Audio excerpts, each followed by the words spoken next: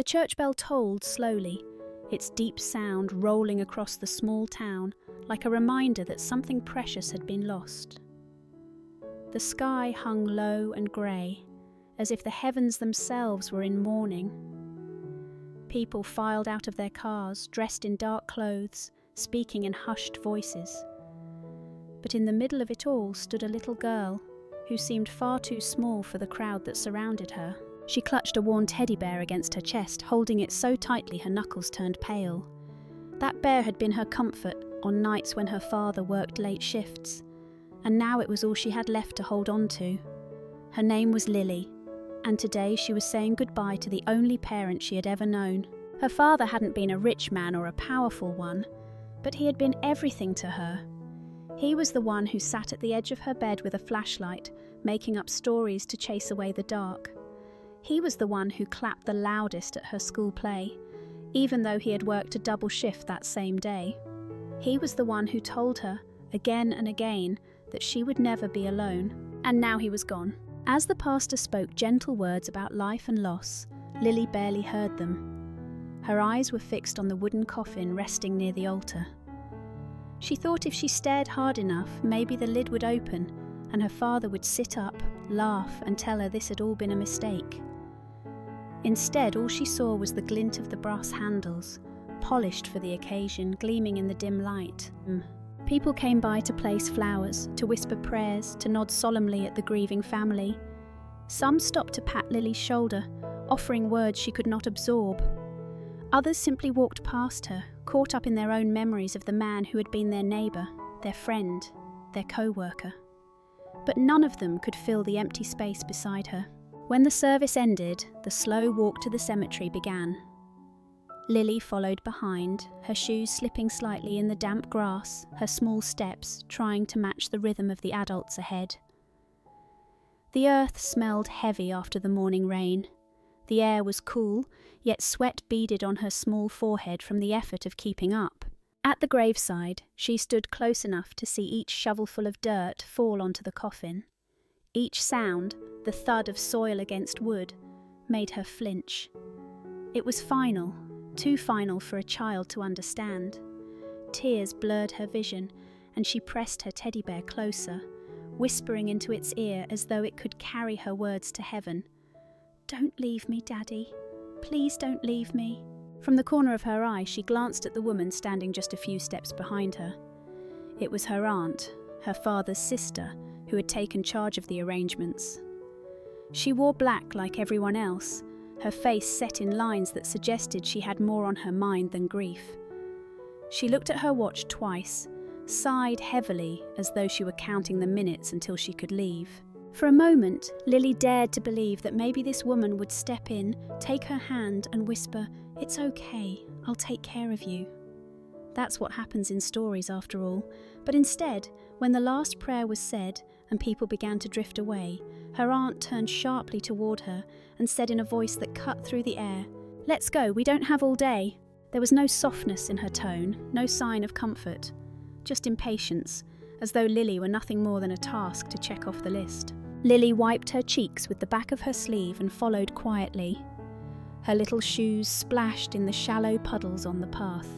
The teddy bear grew damp in her arms, but she didn't care. It was all she had.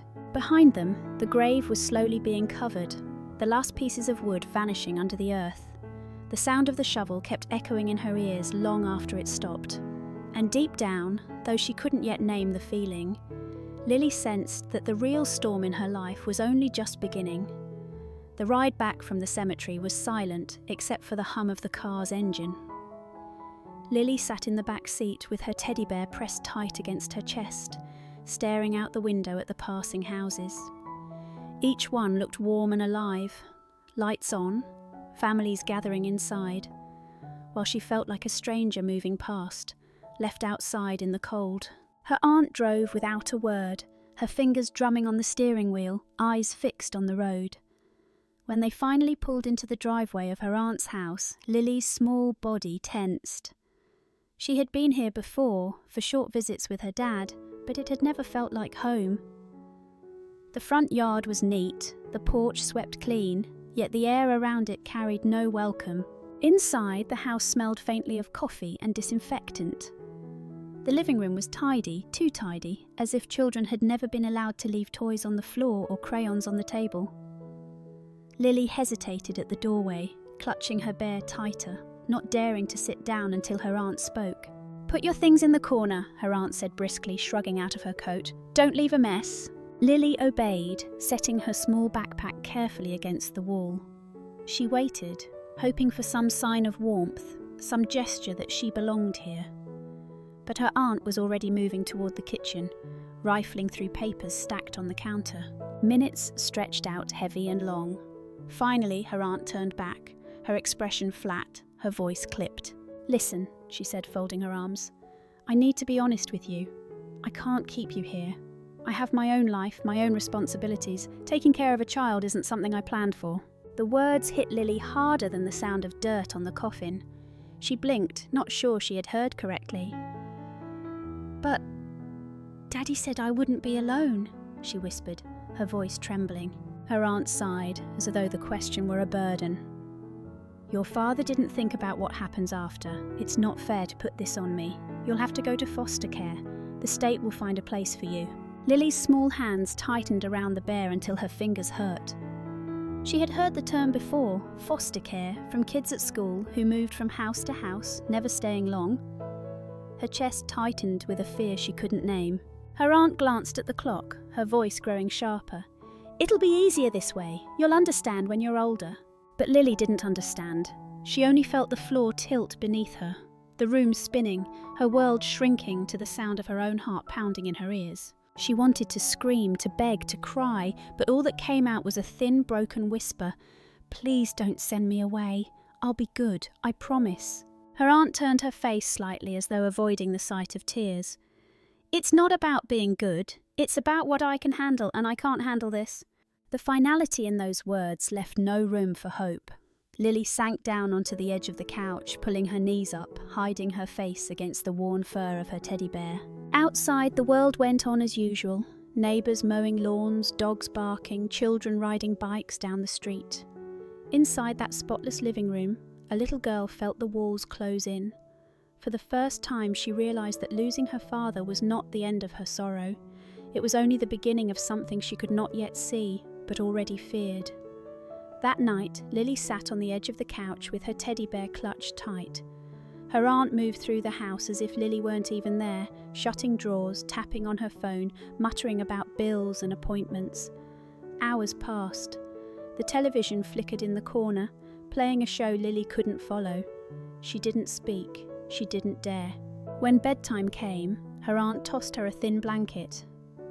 "The couch is fine," she said flatly, then disappeared into her bedroom and closed the door. The sound of the lock clicking into place made Lily's stomach twist. She curled up under the blanket, listening to the silence between the walls. Every little creak felt louder, every shadow in the room stretched long and strange. Her father's voice wasn't there to soothe her, no gentle hand to smooth her hair. Just the hum of the refrigerator and the beating of her own heart. Sleep never came. Instead, tears did. They soaked into the fur of her teddy bear until it smelled of salt and sorrow. At some point, her body grew restless, and she slipped outside, pushing open the front door just enough to step onto the porch. The air was cool and still. A faint drizzle had started again, speckling her thin dress with drops of water. She sat down on the wooden steps, hugging the bear so close it was as though she wanted to disappear into it. Across the street, porch lights glowed warm in the dark. Families gathered behind curtains, voices soft and steady, laughter rising from one house where children played even though it was late. Lily felt like she was on the outside of a glass window, staring into a world that would never include her. It was then that a man across the street noticed her. He was older, grey, streaking his hair, a veteran who lived alone in a small, weathered house. Most evenings he kept to himself, sitting with the television or reading old books. But tonight, through his window, he saw the small figure hunched on the steps, rain tapping against her shoulders. He knew her face. He had seen her before, walking hand in hand with her father. He remembered her father too, a polite man who always waved. even after long work days. And now that man was gone, leaving only this little girl in the rain. The neighbour frowned, his chest tightening. Memories of his own childhood flickered back, nights when he too had felt forgotten, left to face the dark alone. He tried to turn away, telling himself it wasn't his business. Maybe the child was just upset after a long day. Maybe someone would come out any minute to bring her inside. But no one came. Minutes dragged on, and she stayed there, motionless, except for the trembling of her small shoulders. The man finally pushed himself up from his chair, pulled on a jacket, and stepped outside. His boots scraped against the gravel as he crossed the street. Lily heard the footsteps and lifted her head. For a split second, her heart leapt. Some foolish part of her hoped it was her father, alive again, come back to take her home. But when she blinked, she saw only a tall figure in the drizzle, approaching slowly, his face kind but lined with age. He stopped a few feet away, crouching slightly so he wasn't towering over her. His voice was low, careful, as though he didn't want to scare her. "Hey, sweetheart," he said, "it's late. What are you doing out here all alone?" Lily swallowed hard, her lips parting, but no words came. Only her eyes spoke, wide, frightened, carrying a story she didn't know how to tell. And for the first time since the funeral, someone truly saw her. The man stood there in the drizzle, waiting patiently for the girl to answer. When she didn't, he didn't press. He simply nodded as though her silence said more than words could. "My name's Frank," he said gently. "I live across the street. I used to see you walking with your dad sometimes." His voice caught a little, but he steadied it. "It's cold out here. Why don't you come inside for a while?" Lily shook her head quickly, hugging the teddy bear even tighter. "I'm not supposed to bother people," she whispered. Frank crouched lower, his knees creaking. "Sweetheart, you're not bothering me. Not one bit. I'd feel a whole lot better if you were somewhere warm, just for a little while." She hesitated. The rain was soaking through her dress now, and her small fingers were stiff with cold. Finally, she nodded once, barely lifting her chin. Frank let out a quiet breath of relief and offered his hand. She didn't take it, but she followed him across the street, her steps tiny and cautious, as if afraid the ground might give way beneath her. His house was modest, lived in. A pair of old boots by the door. A faded flag folded neatly on a shelf. The smell of wood polish and coffee lingered in the air. Lily hovered near the doorway, dripping water onto the mat, unsure if she was allowed to move further. "Come on," Frank said, slipping off his jacket. "Let's get you dried off." He fetched a towel and handed it to her. She wiped at her hair shyly, still clutching the teddy bear in her other arm. He moved into the kitchen, rattling through cupboards. "I don't have much," he called over his shoulder, "but I can make some soup. You like chicken noodle?" Her small voice floated back. "Yes, sir." Frank smiled faintly. It had been years since anyone called him that. He set a pot on the stove, opened a can, and let the broth simmer. The smell of warm soup began to fill the kitchen. Lily crept closer, drawn by the scent, though she stayed just inside the doorway as if afraid of crossing an invisible line. He set a bowl in front of her at the table. "Go ahead, eat while it's hot." She sat slowly, placed her teddy bear on her lap and picked up the spoon. The first sip made her eyes close for a moment. She ate carefully, quietly, but after a few spoonfuls she paused.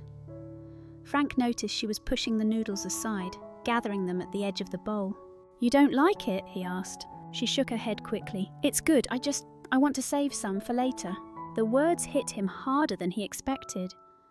A child so worried about the next meal that she couldn't simply eat what was in front of her. He swallowed, forcing his voice to stay even.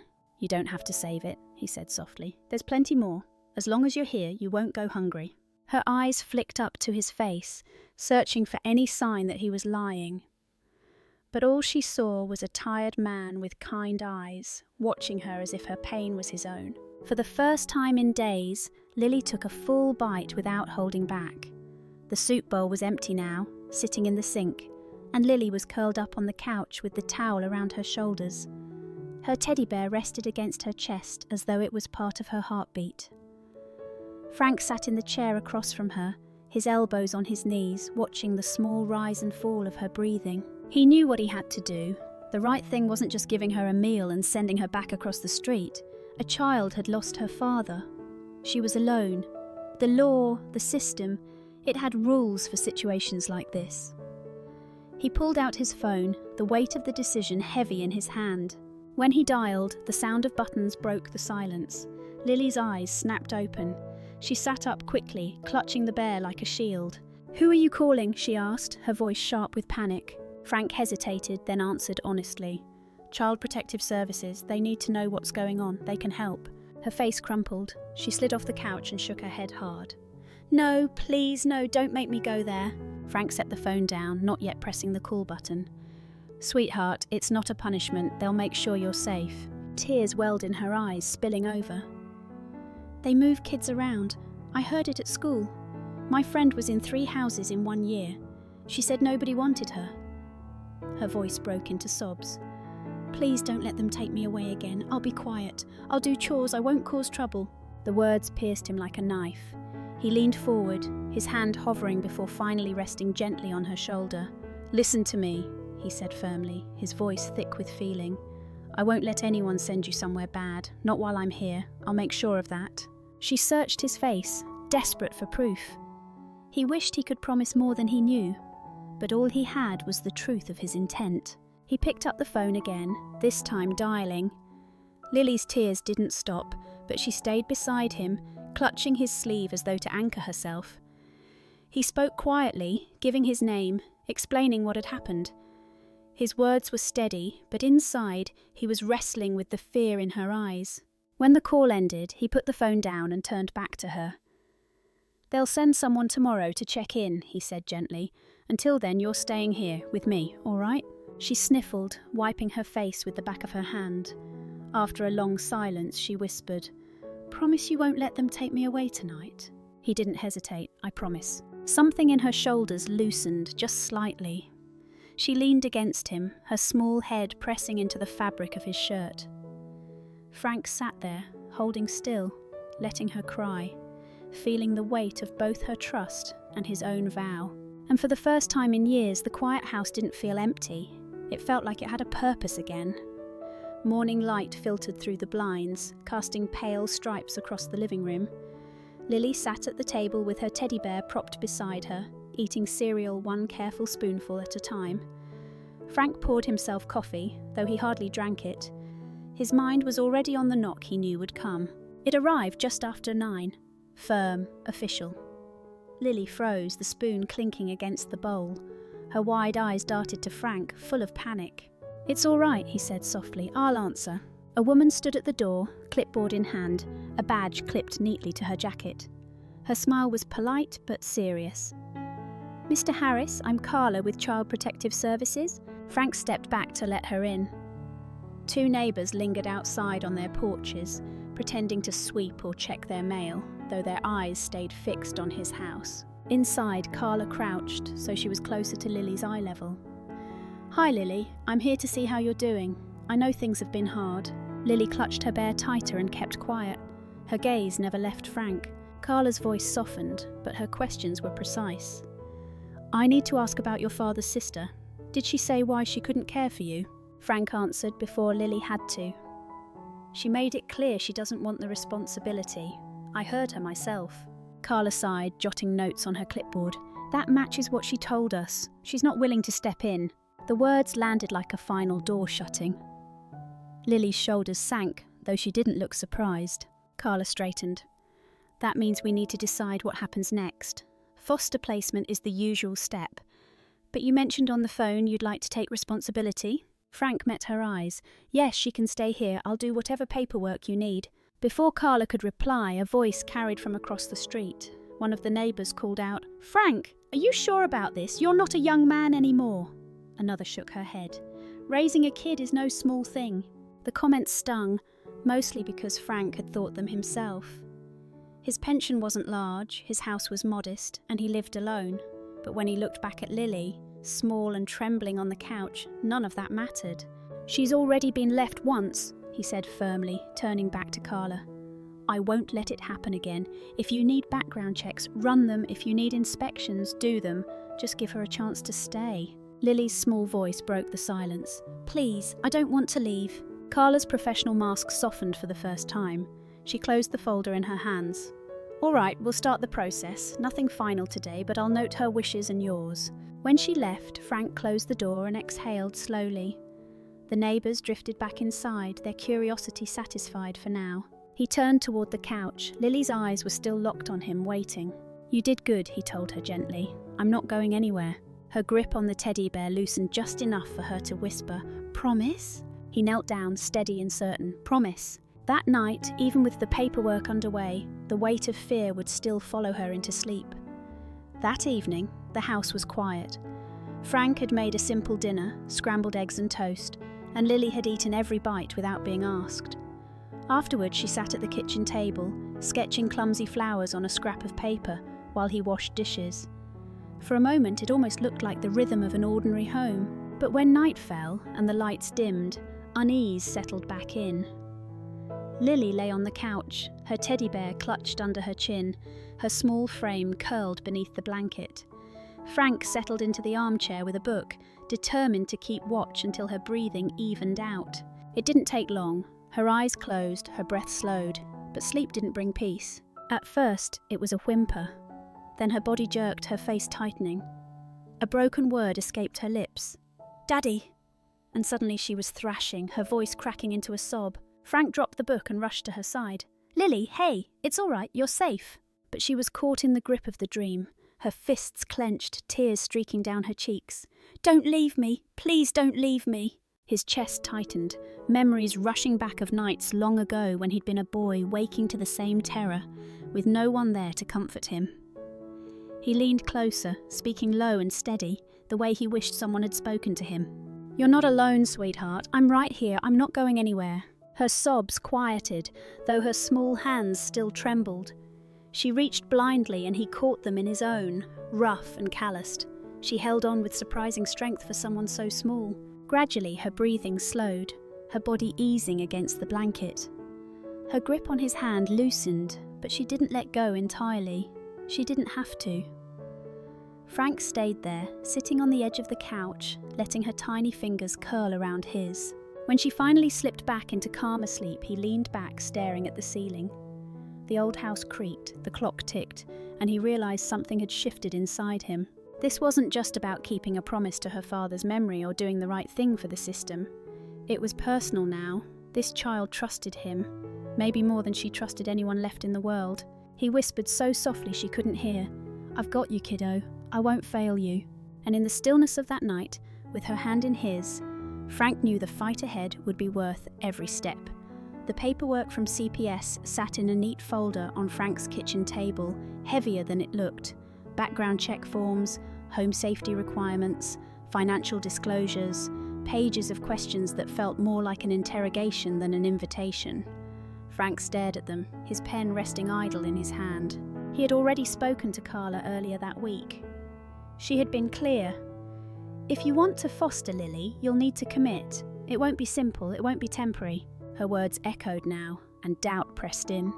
He was 60, retired, living on a pension. His house had 2 bedrooms, but one was filled with old boxes and tools.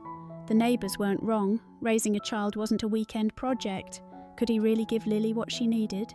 He leaned back in his chair, rubbing his temples. Across from him, Lily sat with her teddy bear on her lap, scribbling on a piece of paper. She was quiet, humming softly, her small legs swinging under the chair. For a moment, the simple rhythm of her presence dulled the noise in his head. Then she slid the paper across the table. Frank looked down. 2 stick figures stood under a roof, holding hands. One was small, clutching a teddy bear. The other was tall, grey hair scribbled on his head.